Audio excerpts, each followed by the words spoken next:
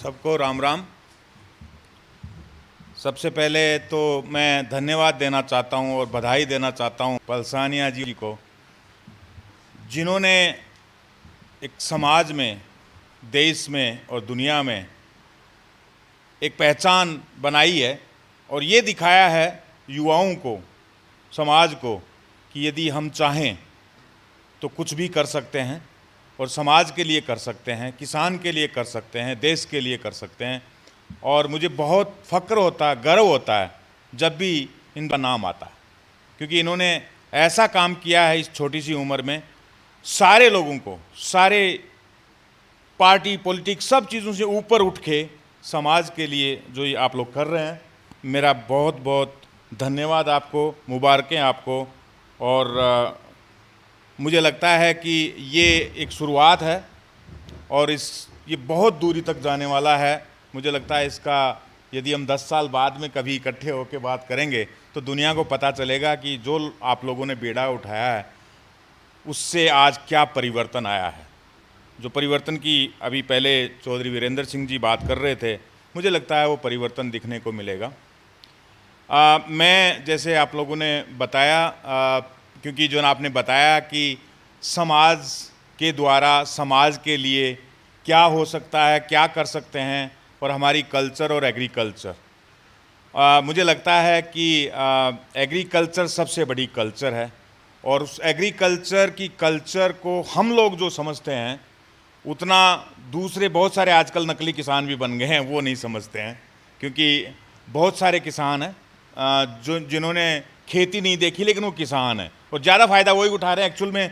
Actual जो किसान है वो नहीं उठा पा रहे हैं। मुझे ये भी लगता है कि एग्रीकल्चर की यदि हम बात करते हैं तो देश में हमारे समाज के द्वारा बहुत बड़ा योगदान है, मुझे लगता है। लेकिन मतलब कितना उन लोगों को आगे बढ़ाया जा रहा है, कितना उनको बताया जा रहा है, वो एक दूसरी बात है। लेकिन आप लोगों ने वो भी बीड़ा उठाया है कि कितना कंट्रीब्यूशन किया है। बहुत बड़े बड़े नाम हैं, मैं लंबा चौड़ा नाम नहीं लेना चाहूँगा, लेकिन एक एग्जाम्पल देता हूँ।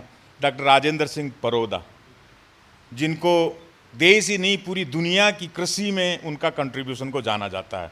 ये सारा जो इंडियन एग्रीकल्चर का जो स्ट्रक्चर देख रहे हैं, उन्होंने मॉडर्नाइजेशन उनके नाम पे जाता है, वो एक एग्जाम्पल है। मैं एक सस्य वैज्ञानिक हूँ और मैं उस संस्थान में काम करता हूँ जिसका नाम हरित क्रांति के लिए जाना जाता है, डॉक्टर बोरलॉग के लिए जाना जाता है। डॉक्टर बोरलॉग ने काफ़ी काम किया और मुझे खुशी है कि जब हम इस मीटिंग रूम में अभी बैठे थे तो वहाँ चौधरी मीर सिंह जी की फ़ोटो लगी हुई थी। चौधरी मीर सिंह जी और बोरलॉग साहब ने साथ मिलकर काम किया इन्हीं गाँव में जहाँ हरित क्रांति के असली बीज बोए गए थे। उनमें से चौधरी मीर सिंह जी एक हैं। आज चाहे जितने बड़े जनक हो जाएं हरित क्रांति के, लेकिन लोगों का कंट्रीब्यूशन है, मुझे लगता है उनको हमें याद करना चाहिए। तो मैं उस संस्थान में काम करता हूं और जिन विषयों पे काम करता हूं, मुझे लगता है थोड़ा बहुत कंट्रीब्यूट ज़मीन लेवल पे किया है। और वो ऐसे चीज़ें हैं, ऐसे मुद्दे हैं जो आज के और भविष्य के बहुत बड़े चिंतन के विषय हैं। मैं प्राकृतिक संसाधनों के प्रबंधन पे काम करता हूँ और जब प्राकृतिक संसाधनों की बात आती है तो जल, ज़मीन, जलवायु, मुझे लगता है ये 3 चीज़ें बहुत महत्वपूर्ण हैं।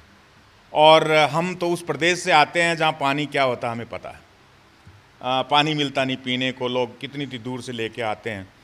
तो जल का संरक्षण, जो हमारी भूमि है, जो माता है, धरती माता है, उसका संरक्षण, और जो आजकल जलवायु परिवर्तन जो एक वैश्विक समस्या है उससे कैसे निजात दिलाई जाए, उसके प्रभाव को कम कैसे किया जाए, उन सब विषयों पे हम लोग काम करते हैं।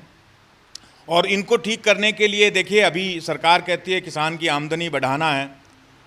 अभी चौधरी साहब बात कर रहे थे MSP की, उन सब चीज़ों की, वो सरकार के हाथ में है। लेकिन कुछ चीज़ें ऐसी है जो हम खुद कर सकते हैं और एक चीज़ उनमें ये कर सकते हैं कि क्या हम खेती में लागत कम कर सकते हैं, क्या जो फालतू के लागत लगती है उसको क्या घटा सकते हैं क्या, और उन्हीं दिशाओं पे हम थोड़ा काम करते हैं।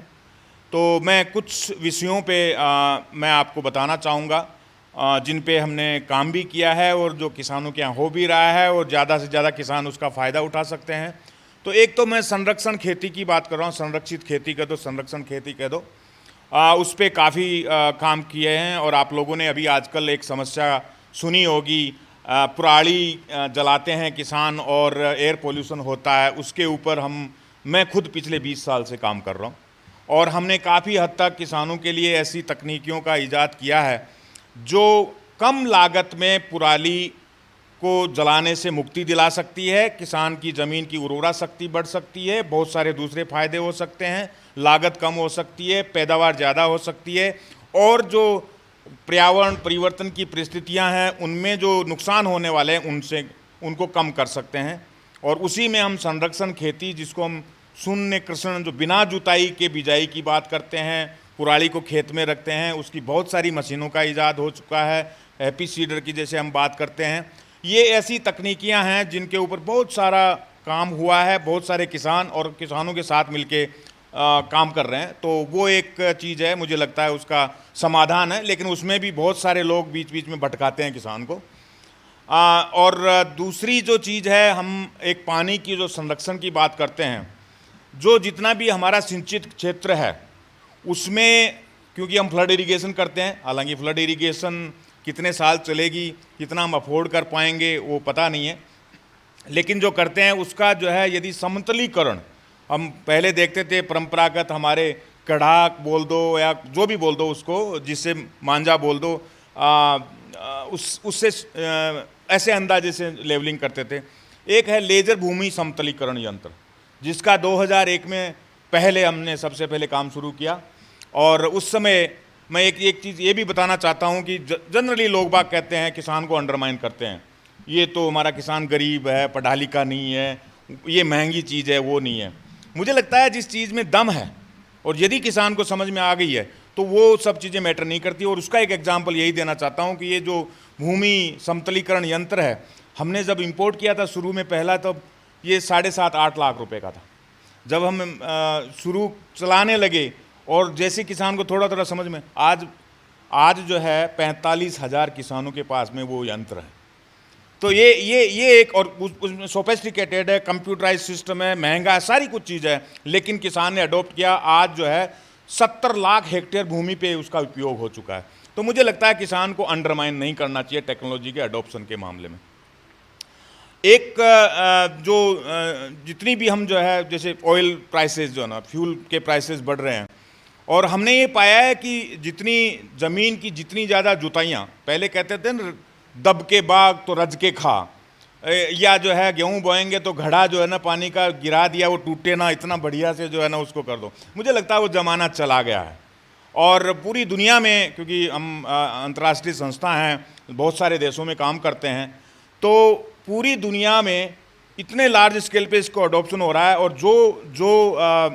जो राज्य हैं, जो जगह है जहाँ पे जो हमारा इरोजन हो रहा है, भूमि का क्षरण जो हो रहा है, हवा से हो रहा है, पानी से हो रहा है, जितनी ज़्यादा जुताइयाँ करोगे, यदि ज़मीन पे कवर नहीं रखोगे तो बह के चला जाएगा। मुझे लगता है उसको रोकने का एक तरीका है कि जुताइयाँ कम कर दें।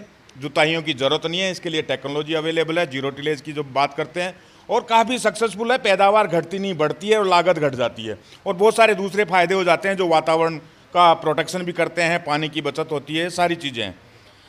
एक मेड पे अभी किसान करने लगे हैं। मैं देखता हूँ, मेरा गांव जयपुर के पास में है, और देखता हूँ उन गाँवों में कितना जो है, यदि किसान मतलब एक्चुअल में प्रिसीजन एग्रीकल्चर देखनी है, बेड प्लांटिंग करता है, प्लास्टिक कल्चर करता है, ड्रिप इरिगेशन करता है, सोलर से कनेक्ट करता है, सारी चीज़ें हैं। तो ये कुछ जगह ही है। मुझे लगता है इन टेक्नोलॉजीज़ को काफ़ी एरिया में ले जाया जा सकता है। अभी एक और नई चीज़ जो चली है, वाटर हार्वेस्टिंग, और मुझे लगता है कि हमें पानी की हर बूंद का संरक्षण करने की ज़रूरत है, अदरवाइज़ पानी आएगा कहाँ से? पानी तो पीने के लिए नहीं है, खेती की बात करते हैं।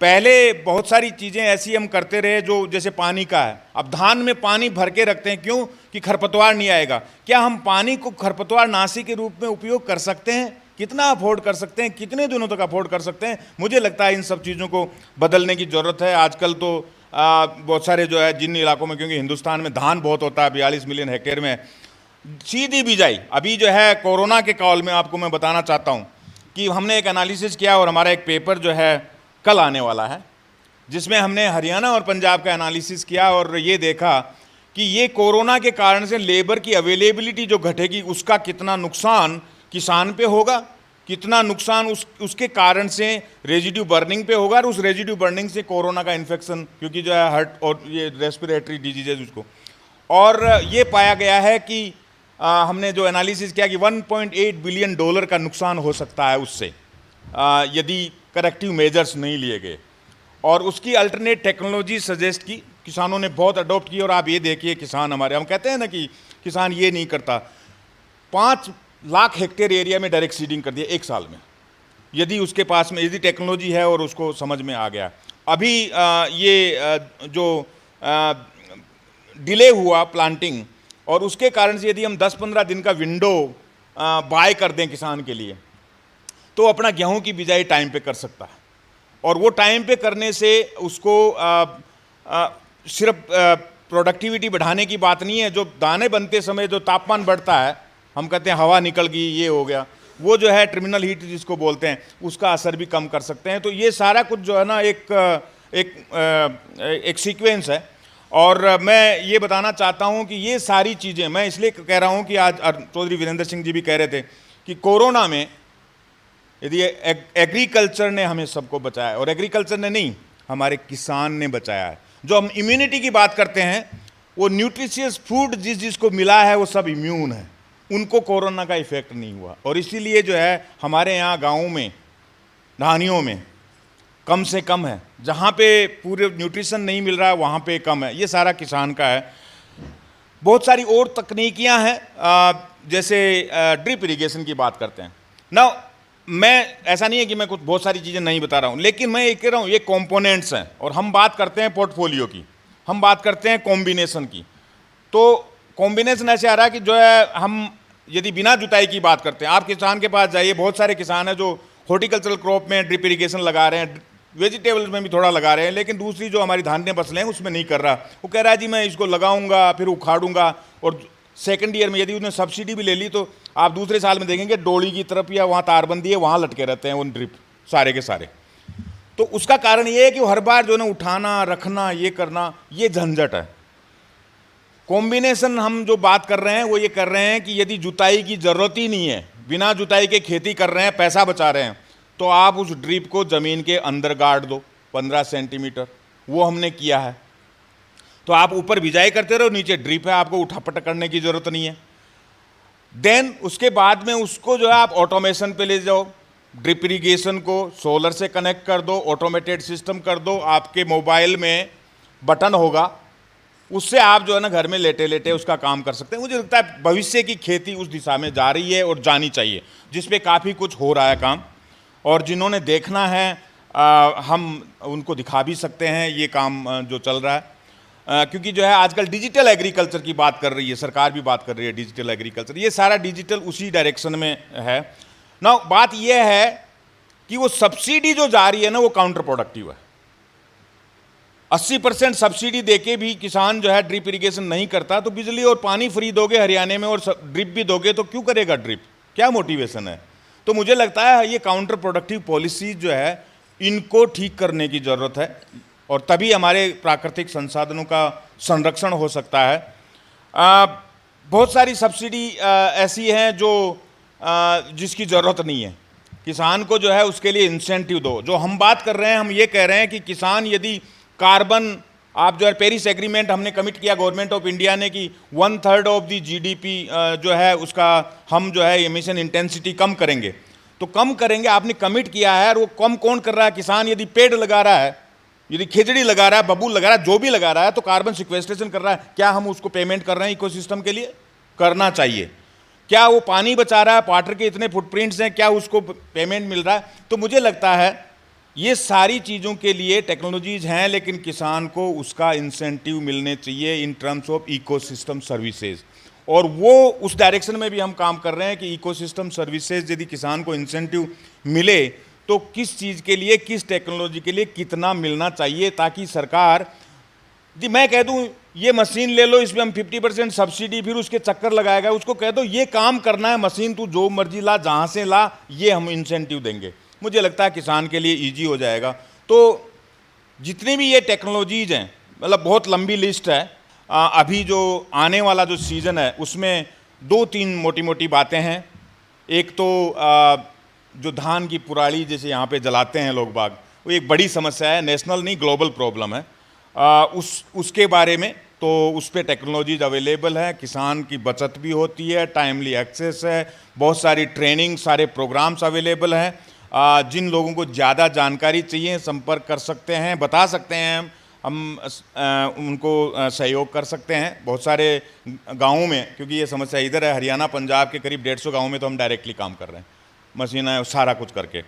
और दूसरा जो है जो गेहूं की बिजाई है उसके ऊपर मतलब कैसे किसान का फ़ायदा हो, तो वो एक फोकस की बात है। और जो वातावरण परिवर्तन की जो बात हो रही है, कैसे हम उसमें किसान की हेल्प कर सकते हैं, कैसे क्योंकि देखिए टेक्नोलॉजीज बहुत सारी हैं, हमारे दोस्त बहुत सारे हैं, 10 दोस्त हैं, लेकिन असली चीज़ तब पता चलेगी जब आप ठीक ठाक हैं पलसाने जी, बढ़िया चल रहे हैं, तो हम तब सारे आपके साथ हैं। जिस दिन आपको विपत्ति आएगी तब देखेंगे कि असली दोस्त कौन है। तो इसलिए मैं कह रहा हूं कि जो हमें ये भी देखना चाहिए कि 4 टेक्नोलॉजी है, चारों टेक्नोलॉजी में यदि सारा कुछ ठीक है तो बराबर पैदावार आ रही है, फ़ायदा हो रहा है। लेकिन जिस दिन जो है ना बारिश ज़्यादा हो गई, सूखा पड़ गया, दूसरी चीज़ें हो गई, टेम्परेचर आ गया, उस परिस्थिति में कौन सी टेक्नोलॉजी ज़्यादा देती है, वो जो है रेजिलिएंट टेक्नोलॉजी है। मुझे लगता है उन सब चीज़ों पे ज़्यादा फोकस करने की ज़रूरत है। और वही जो टेक्नोलॉजीज़ जो मैं बता रहा हूँ, उन्हीं टेक्नोलॉजीज़ में ये सारी चीज़ें हैं। बहुत सारी रिसर्च इसके ऊपर हुई है, और बहुत सारे जो मैं रिसर्च बात कर रहा हूँ, ये सीधा किसान की सहभागिता वाली रिसर्च की बात कर रहा हूँ। और किसान की सहभागिता वाली रिसर्च ही हमें आगे लेके जाएगी। और मैं फिर जो है एक एग्जाम्पल जो मैंने शुरू में दिया, अभी दे रहा हूँ, चौधरी मीर सिंह जी का। हरित क्रांति के बीज यहीं पे दिल्ली में जौंटी गांव में उन्होंने बुआए थे, वहीं से हरित क्रांति का आगाज हुआ था। यदि वो किसान के खेत पे सीधे जाके नहीं बोए होते और सीधे पूसा संस्थान में ही या और कहीं किसी भी संस्थान में बोए होते बिना किसान के, तो मुझे लगता है इतनी जल्दी हरित क्रांति नहीं आती। तो ये जो टेक्नोलॉजीज़ में बात कर रहा हूँ, मुझे लगता है वो सिर्फ भाषण देने वाली चीज़ें नहीं है। मैंने जो सीखा है पिछले 20-25 साल में, वो यही है कि किसान के साथ मिलके और किसान की सहभागिता में, किसान के खेत में यदि हम कुछ करेंगे, तो आप जितना कंट्रीब्यूशन आपका दोगे, उससे ज़्यादा किसान उस टेक्नोलॉजी के रिफाइनमेंट में, डेवलपमेंट में कंट्रीब्यूट करता है। और उसको आपने यदि इंटीग्रेट कर दिया उस टेक्नोलॉजी में, तो वो टेक्नोलॉजी रुकने वाली नहीं है, क्योंकि वो 24 घंटे वहीं पे उसी खेत में उसी परिस्थिति में काम करता है। तो मुझे लगता है मेरा मैसेज मोटा मोटा यही है कि किसान की सहभागिता बहुत ज़रूरी है, उसके साथ मिलके। और खेती को, खलिहान को, किसान को जानता है वो वैज्ञानिक यदि किसान के साथ मिलके काम करे तो चीज़ें आगे बढ़ेगी। अदरवाइज़ हवाई फायर चलते रहते हैं, बहुत जगह कागज़ों में रह जाते हैं, आगे नहीं बढ़ पाते हैं। सो फिर मेरा बहुत बहुत धन्यवाद और मुबारकें आपको, और भगवान से दुआ करता हूँ कि आप दिन दोगुने रात चौगुने ऐसे ही बढ़ते रहें और समाज को आगे बढ़ाते रहें। मैं आपसे बहुत बड़ा वादा तो नहीं कर सकता, लेकिन इतना ज़रूर है कि आप मुझे रात को 12 बजे कॉल कीजिए, मैं हाजिर हो जाऊंगा। धन्यवाद।